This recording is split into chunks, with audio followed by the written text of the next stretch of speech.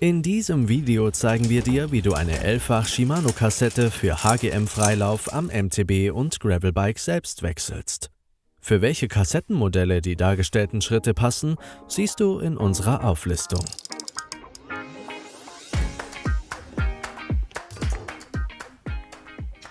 Das Hinterrad haben wir bereits ausgebaut. Damit wir loslegen können, brauchen wir eine passende Kettenpeitsche zum Gegenhalten der Kassette und einen Kassettenabzieher zum Lösen und Festziehen der Kassette. Optional einen Lappen zum Reinigen des Freilaufs und Fett, um Geräusche zu minimieren. Der Drehmomentschlüssel ist nicht zwingend notwendig, ermöglicht aber die exakte Einhaltung des vorgeschriebenen Anzugsmoments. Und natürlich die benötigte Shimano MTB-Kassette. Dir fehlt etwas? Alle Tools und Materialien findest du selbstverständlich in unserer Videobeschreibung verlinkt. Wenn du nur eine neue Kassette montieren willst, kannst du direkt zum nächsten Kapitel springen. Wir starten mit der Demontage der alten Kassette. Für einen optimalen Krafteinsatz stellst du das Laufrad vor dich auf den Boden. Jetzt nimmst du die Kettenpeitsche und legst sie auf eines der größeren Ritzel auf. Das verhindert ein Mitdrehen der Kassette beim Lösen. Stecke das Abzieherwerkzeug so tief wie möglich in die Nuten des Kassettenverschlussrings. Mit etwas Kraftaufwand lässt sich der Verschlussring gegen den Uhrzeigersinn öffnen, während du mit der Kettenpeitsche das Mitdrehen der Kassette verhinderst. Sobald der Ring gelöst ist, legst du das Laufrad am besten auf eine Werkbank und schraubst den Abschlussring von Hand weiter ab. Halte dabei am besten das letzte Ritzel fest, da es nur wenig Kontakt mit dem Freilaufkörper hat. Shimano MTB-Kassetten sind mehrteilig. Nun kannst du die ganze Kassette vom Freilauf abnehmen. Halte sie beim Abnehmen in einem Stück gut fest.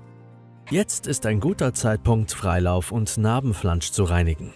Schmutz kann die Montage der Kassette erschweren und Knacken oder Knarzen verursachen. Vor der Montage der neuen Kassette trägst du am besten Multifett oder noch besser etwas Anti-Seize-Paste auf den Freilaufkörper auf. Achte dabei auf eine dünne, gleichmäßige Verteilung.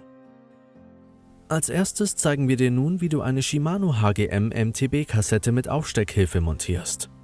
Orientiere dich bei der Ausrichtung hier an der schmalsten Nut.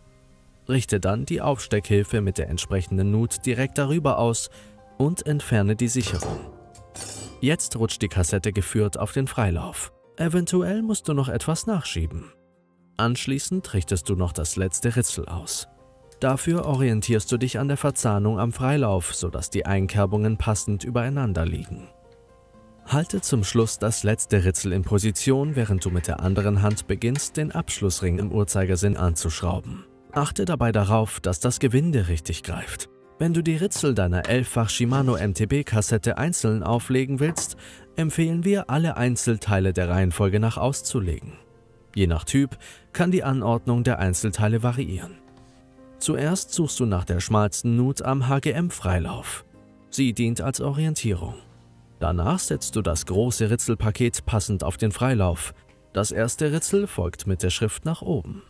Dann kommen der erste Spacer und das nächste Ritzel. Und so geht es der Reihenfolge nach weiter.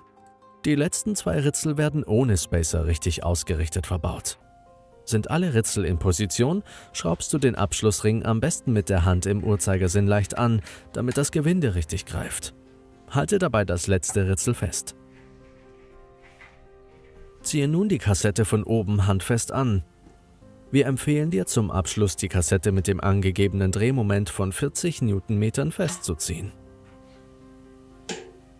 Sobald der Drehmomentschlüssel klickt, ist das perfekte Anzugsmoment erreicht und deine neue Kassette ist bereit für den ersten Einsatz. Vergiss nicht, unseren Kanal zu abonnieren, um keine DIY-Tipps mehr zu verpassen. Viel Spaß beim Schrauben und bis zum nächsten Mal.